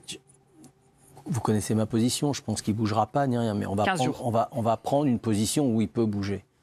Pourquoi le fait que Coutinho aille au Bayern, ça coupe la porte en quoi? Parce que c'était la monnaie d'échange. C'est parce que des gens ont décidé, non, c'est pas ça. Des gens ont décidé dans leur fantasme qu'on allait envoyer Neymar là-bas et qu'ils nous envoyaient Coutinho. Ouais. Coutinho, il n'en veut pas, Leonardo. Et il n'en veut pas, autrement il l'aurait pris. C'est aussi simple que ça. Leonardo, les joueurs, il les choisit. C'est pas Barcelone qui choisit en leur disant vous m'envoyez Neymar, je vous envoie Coutinho. Donc il n'en veut pas. Donc il n'en veut pas, la preuve, Coutinho va signer au Bayern. Sur un prêt payant.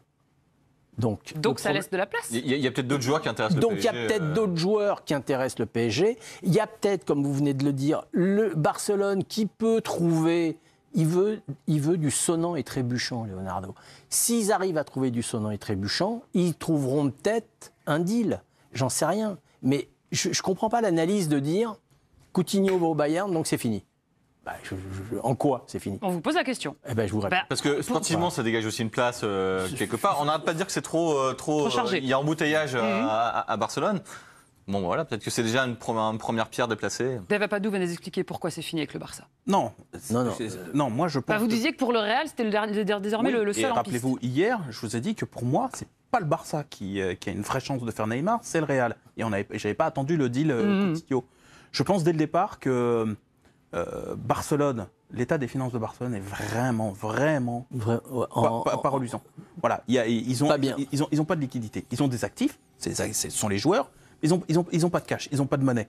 Et là-dessus, c'est non négociable avec Paris. Alors, sauf à trouver un prêt, un montage, etc. Bon, admettons qu'ils soient capables. Moi, j'ai du mal à y croire.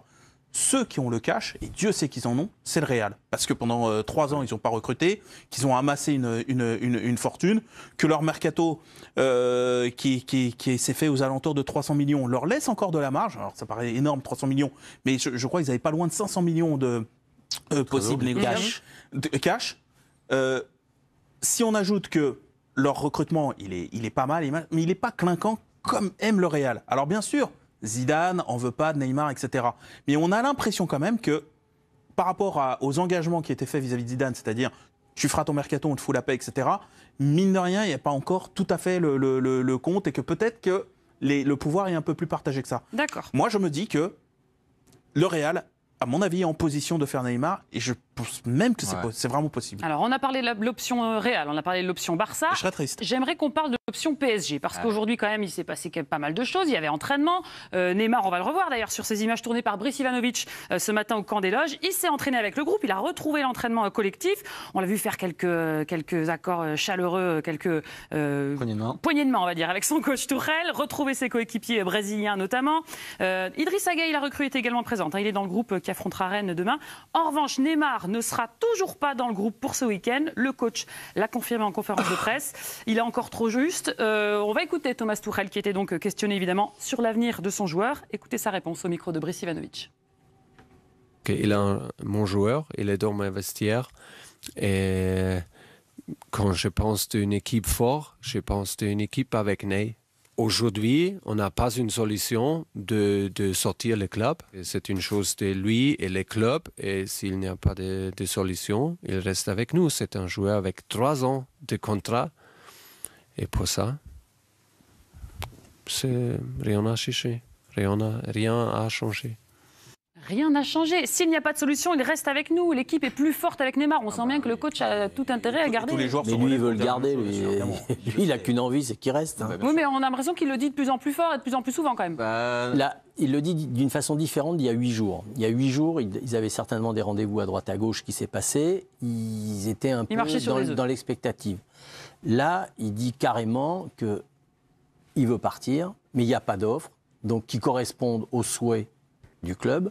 Et que pour l'instant, il est à sa disposition, qu'il n'est pas prêt, mais ça, c'est logique qu'il ne soit pas prêt. Il n'y a que les Brésiliens qui pensent qu'il est prêt, parce qu'eux, ils l'ont sélectionné pour le 6 pour les 2 prochains matchs septembre. Parce que moi, ce qui m'inquiète le plus sur Neymar, c'est sa blessure, c'est pas Neymar.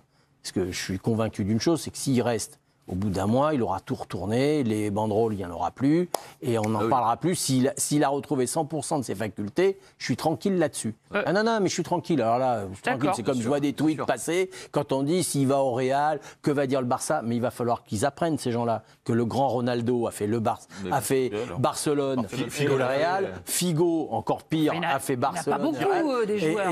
Il y en a beaucoup qui ont fait l'aller-retour. Mais qui ont brillé dans les deux et qui ont fait oublier la colère des supporters. Et qui étaient des très grands joueurs. Et qui ont été des ballons d'or. Ce qui n'a toujours pas été Neymar, au passage. Donc, ça, c'est de la poudre de perlimpinpin. En termes de communication, on voit bien aussi que Paris est aussi un peu obligé de préparer l'option où il resterait. Il reste 10 jours. Et c'est vrai que quand tu as tout un stade qui te dit, une partie du stade qui te dit casse-toi et des mots doux derrière, il y a un moment où Paris doit quand même se dire, ce joueur-là, s'il reste, voudrait mieux lui faire comprendre qu'il est quand même encore un peu le bienvenu parce qu'il peut quand même nous sortir de pas mal de situations, puisque jusqu'à preuve du contraire, quand il a été là, les deux fameuses demi-saisons, le Paris était quand même beaucoup plus fort que quand il n'était pas là. Donc il y a un moment où s'il reste, il va falloir le mettre dans des bonnes conditions. Peut-être qu'il faudra aussi l'amener lui de façon un peu maligne à faire une espèce de pas de mea culpa ou j'en sais rien. Alors justement, ce matin dans Le Parisien, on va juste voir le petit article. Il y a eu il y a un article, et s'il restait, et puis il y a eu des sondages qui ont été effectués ou des interviews auprès de supporters qui ont dit qu'ils voudraient des excuses. Est-ce qu'il y a une opération reconquête qui doit être lancée là, on est toujours dans les fameux manque de respect, il faut des excuses, tout ça, c'est pas vrai. Il y a un type qui communique très bien, il s'appelle Leonardo. Je lui fais 300% confiance. Oui, s'il doit rester, il préparera son truc et ça se passera très bien parce que Leonardo a quand même beaucoup de crédit. Un peu de poids. Vis-à-vis de tout le monde.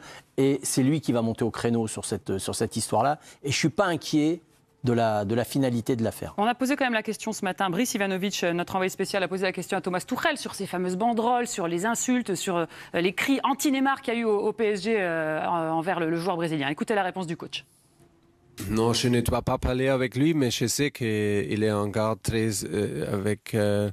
il est très sensitif et je suis convaincu qu'ils savent que c'est pas facile de rentrer et convaincre tout le monde qu'il est là et donne tous pour nous. Mais ça, c'est les défis.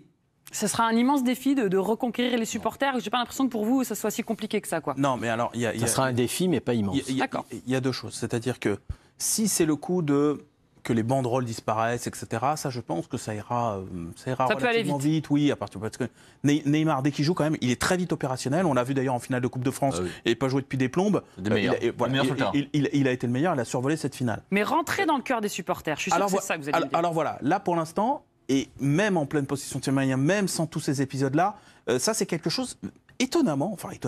À la base, quand on regarde le truc, il est jeune, beau, brésilien. Il est fort, spectaculaire, il te fait le job parce qu'à tous les matchs, il te régale. Normalement, il coche toutes les cases. Et ça n'a jamais pris.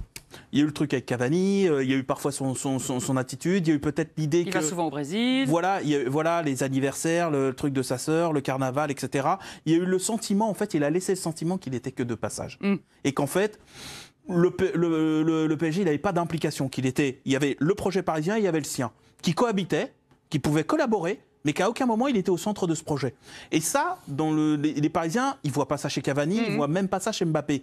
Ça, ils lui en tiennent rigueur. Donc conquérir les cœurs comme ça, je ne crois pas. Mais par contre, faire oublier cet épisode, ça doit être jouable. Il est tellement fort. Je veux dire, il suffit qu'il gagne quelques grands matchs en Ligue des Champions là, lors de la deuxième partie de la phase de poule. Il a juste à les qualifier sur un gros match. Voilà, et ça sera fait. Hein. On va rappeler qu'il y a des moments où Verratti voulait partir et que il faisait suffisamment comprendre et qu'il a vite réconcilié. Mais Verratti était plus rentré dans le cœur des supporters que disait Dave. Parce qu'il est arrivé petit, jeune. Il y a un moment, il disait clairement que... oui, bien sûr. Bon, si on imagine qu'il reste au PSG, est-ce que vous le pensez capable de réaliser une grande saison au PSG avec tout ce qui s'est passé? Sans problème. Ça, j'en suis persuadé. Très bien. Moi, ma seule interrogation, c'est sa blessure. C'est sa capacité physique personnelle. Ma seule interrogation, c'est sa blessure, c'est tout. La chance du PSG, c'est tout ce qui m'inquiète. Le reste ne m'inquiète pas. Neymar, c'est un joueur qui a des immenses attentes et des objectifs énormes pour sa carrière individuelle. C'est-à-dire que lui, il va pas se dire, ok, je vais faire la gueule pendant une saison. Je vais pas plomber une saison. Tant pis pour Paris, je ferai moins les efforts, je ferai moins de dribbles, je serai moins spectaculaire, etc. Non. C'est pas dans son intérêt. Il va faire la saison pour gagner une Ligue des Champions, pour son palmarès. Il pourra aller chercher un ballon d'or pour son palmarès. Donc évidemment. Il sera même pas pour Paris, mais de fait, il sera à Paris, donc il le fera. Il sera à fond. Où qu'il soit. Alors, autre élément qui nous fait penser que le joueur est assez serein en ce moment, ce sont les mots de son sélectionneur. Vous le disiez, Tite l'a sélectionné pour disputer les 2 prochains matchs amicaux du Brésil. Eh bien, lui aussi a été questionné sur son joueur. Il m'a dit qu'il était heureux, qu'il se sentait bien et qu'il travaillait normalement depuis un certain temps. Il m'a précisé également qu'il ne travaillait pas d'une manière tactique, car il se prépare pour l'équipe, pas pour les matchs.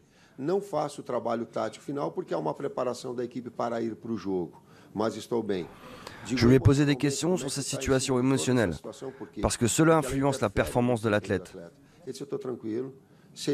Il m'a assuré qu'il restait calme, qu'il savait que les choses avançaient et qu'il attendait tout simplement que le PSG clarifie la situation.